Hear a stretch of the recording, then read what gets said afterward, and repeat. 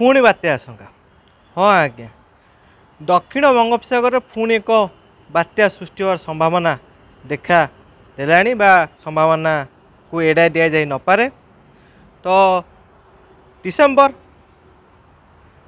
13 रु 18 मध्य बात्या सृष्टि हो पारे एवं डिसेम्बर 7 आड़ को ये दक्षिण बंगोपसागर तथा पश्चिम प्रशांत महासागर एक दुर्बल घूर्णिबलय क्षेत्र दक्षिण बंगोपसागर में 7-8 तारिख में पड़ो एवं दक्षिण अंडमान सागर और दक्षिण बंगोपसागर और श्रीलंकार उत्तर पूर्व बंगोपसागर में ये क्षेत्र लघुचाप क्षेत्र सृष्टि होवार संभावना रही है। 7-8 बेलू ये लघुचाप क्षेत्र सृष्टि होगा पर धीरे धीरे ये पश्चिम एवं उत्तर आड़े तले गति कर श्रीलंका तार पाखापाखि तले आसी पहुँचे और धीरे धीरे शक्तिशाली हवा को लगे।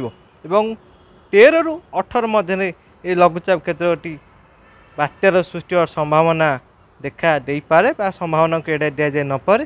तो पुणी बंगोपसागर एक बात्या को देखा मिल पारे। देखा निश्चित भाव में तापर परवर्ती पर्यायर मु अपडेट आनिबी एवं शीत जदि कहवा ओडिशा रे एबे शीत 5 तारिख पर्यंत ओडिशा रे शीत देखा मिलनी जेहेतु ये जो फेंजेल बात्या रही तार बादल खंड 3 रु 4 तारिख पर्यंत ये ओडिशा रे रहिबो जहाँफल शीतर प्रभाव धीरे धीरे एबे कम रही 5 तारिख पर शीत पुणी फेर।